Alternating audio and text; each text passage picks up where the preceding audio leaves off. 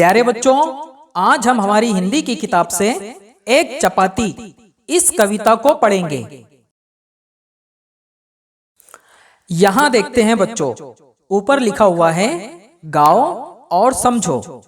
यहां पर कविता का नाम लिखा गया है और इस तरफ इस कविता को लिखने वाले कवि का नाम है रमेश तैलंग। उसके बाद कवि का परिचय कराया गया है। कवि का जन्म 2 जून सन ईस्वी 1946 टीकमगढ़ मध्य प्रदेश में हुआ। उनकी रचनाएं यानी उनकी लिखी हुई किताबें हैं हिंदी के नए बाल गीत, उड़न खटोले, एक चपाती और अन्य बाल कविताएं आदि। उसके बाद कवि का परिचय है। आप यानी रमेश तैलंग 1965 से प्रमुख राष्ट्रीय दैनिकों में लेखन कर रहे हैं। इस कविता में चपाती और बिल्ली के बीच घटी मजेदार घटना को हास्य रूप में व्यक्त किया गया है। यानी बच्चों, बिल्ली और चपाती के बीच जो घटना है उसे मजाहिया अंदाज में बयान किया गया है। आइए बच्चों, कविता शुरू करते हैं। ताती ताती एक चपाती दिखी तवे पर पेट फुलाती। बिल्ली मौसी बोली म्याऊं, भूख लगी मैं तुझको खाऊं। सुनकर उछली दूर चपाती, बोली फिर आंखें मटकाती। मौसी पहले मक्खन ला, फिर चाहे मुझको खा जा। देख चपाती की ठनगन, बिल्ली ले आई मक्खन।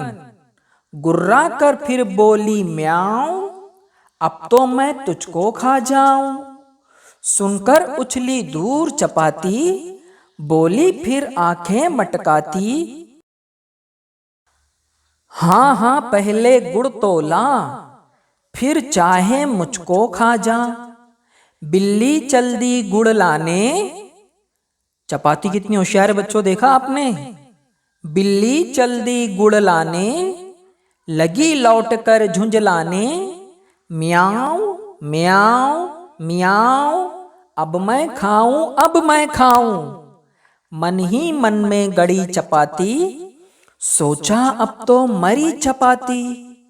चिढ़कर बोली खा नकटी, बिल्ली गुस्से में झपटी। कमरे में आते ही माँ के, बिल्ली भागी दुम दबा के। आंख खोल चपाती मुस्काई, माँ ने उसकी जान बचाई। देखा बच्चों, कितनी मजाहिया और आसान नज़्म है ये।